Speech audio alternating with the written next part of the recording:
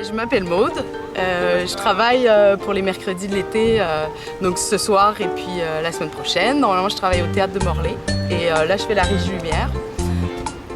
Bon, en fait on installe des projecteurs qui vont éclairer le spectacle. Et ben là on est 4 techniciens plus la compagnie. Donc on met à peu près 4-5 heures de montage. Puis quand le spectacle est terminé, eh bien on démonte. C'est plus rapide, toujours plus rapide.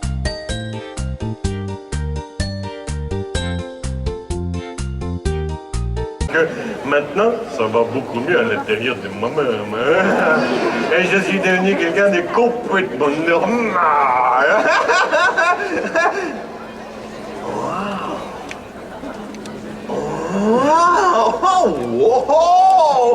Mais qu'est-ce qu'il a mis dans ce cas-là?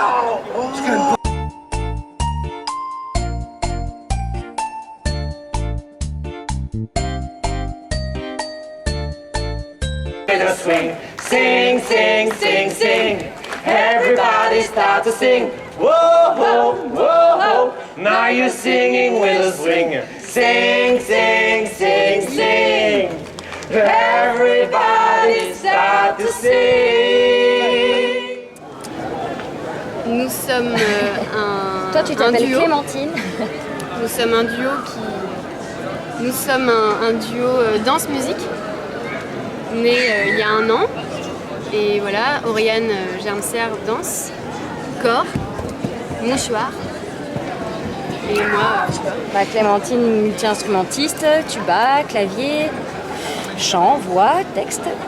Et là, ça fait 1 an qu'on bosse ensemble. On a une association qui s'appelle l'association Asphalte. Nous sommes d'ici. Nous sommes de pas très loin, de Puigno pour Oriane et moi Puigat-Guérand. Donc voilà, c'est assez agréable de jouer ici parce qu'on connaît pas mal de monde, mais il y a aussi des inconnus. Donc c'est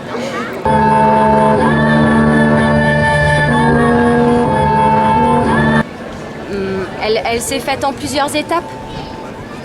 Il y a eu, là c'est notre 3e version. Je pense qu'on commence à être satisfaite. Voilà. Les 2 premières étaient encore à travailler. Là aussi, il y a encore du travail, mais on arrive à quelque chose d'un peu plus... on sait de plus en plus où on va. Donc ici Ice, c'est un conte... nous, on le qualifie de conte surréaliste. C'est assez contemplatif, quand même. C'est une histoire qu'on raconte, mais l'histoire, chacun se raconte sa propre histoire. Et c'est des petits tableaux abstraits, en fait. C'est une succession de petits tableaux abstraits. Il y a l'idée d'un parcours aussi, d'une transformation. C'est un personnage qui évolue dans différents états, et dans son environnement, et dans son corps, et dans le texte.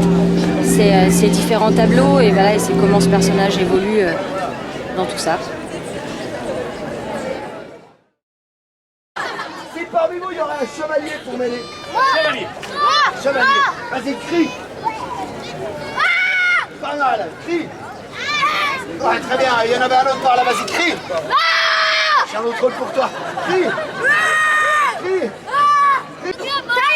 Et je vais vachement t'aider, parce que sache un truc, devant la grotte du méchant, où est enfermée la princesse, il y a un truc énorme, un machin avec des dents comme ça, un truc qui adore bouffer de la cervelle de chevalier au petit déjeuner.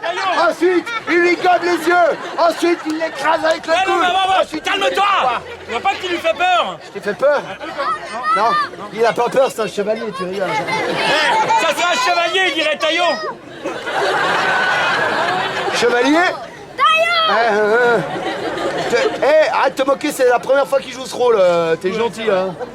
Bon, alors, chevalier. Taillon. Je vais t'aider. Tu vois la porte qu'elle a? Attends, d'abord, je vais te montrer le monstre, tu vas voir. Devant la grotte du méchant, et il y a un machin énorme, un truc à 3 têtes qu'on appelle une hydre. Il me faut donc 3 têtes. Ouais, d'accord, il me faut 3 têtes. Pas trop tout, hein, mais... C'est lui qui est bien fort, là. Ouais, ok. Viens là, tu vas faire une... Alors, je m'appelle Joao, je suis le directeur artistique de la compagnie Ultimo Momento et aussi un des artistes sur le plateau, sur ce spectacle-là. Je suis déjà venu à Morlaix, je pense, il y a 3-4 ans avec un solo que j'ai qui s'appelle Contigo. Et là, on est là dans cette belle place avec notre duo qui s'appelle Ce qui reste, qu'on a créé avec Guillaume et Olivier Antoine qui est un metteur en scène. Ce spectacle est parti, déjà Ce qui reste est une version adaptée d'un autre spectacle qui s'appelait À deux pas de là-haut. Et en fait, dans la première version, donc À deux pas de là-haut, qui a été créée en 2010, on avait une scénographie assez imposante. Et donc tout ça tenait dans une remorque qui était garée chez moi.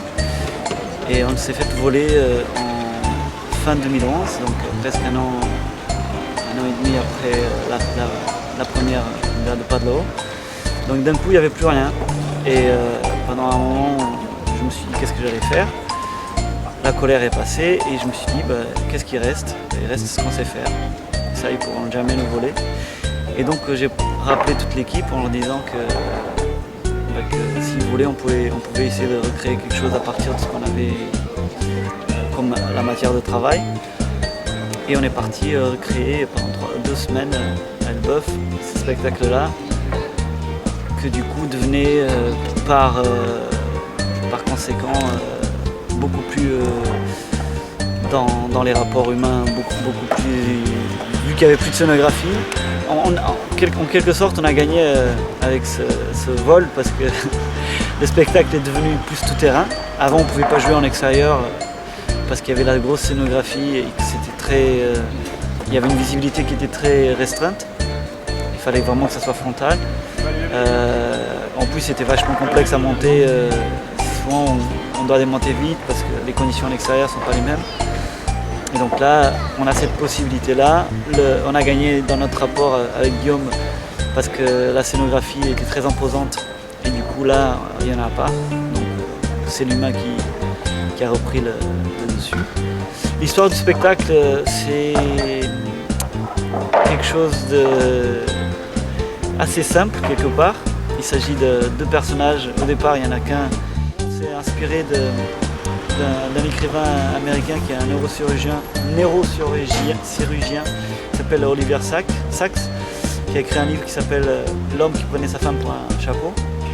Et en fait, c'est des histoires vraies de patients à lui qui ont des maladies neurologiques très rares. Et on s'est inspiré particulièrement d'une nouvelle qui s'appelle Le Marin perdu. Et c'est un monsieur qui est resté bloqué dans sa mémoire à l'âge de 20 ans par là. Il a vieilli, il est persuadé qu'il a 20 ans. Et donc on est parti sur ce délire-là avec mon collègue Guillaume. C'est un peu le jeu aussi de ce spectacle, c'est comment créer du jeu et du mouvement à partir de ça. Des éléments qui sont finalement assez simples. Cette dualité-là est assez simple. On a essayé de créer un univers un peu particulier, plutôt sombre, mais qui n'est pas forcément fataliste. On n'est pas dans un truc où il faut pleurer à la fin, c'est plutôt gai. C'est du nouveau cirque. Le nouveau cirque, c'est plein d'ingrédients. Et on bouge, tout simplement différent. C'est du cirque, on a des agrès qui sont très imposants. Là, les 2 mâts font 6 mètres de haut. Donc on a aussi un langage qui est très codifié. On ne peut pas faire tout et n'importe quoi avec.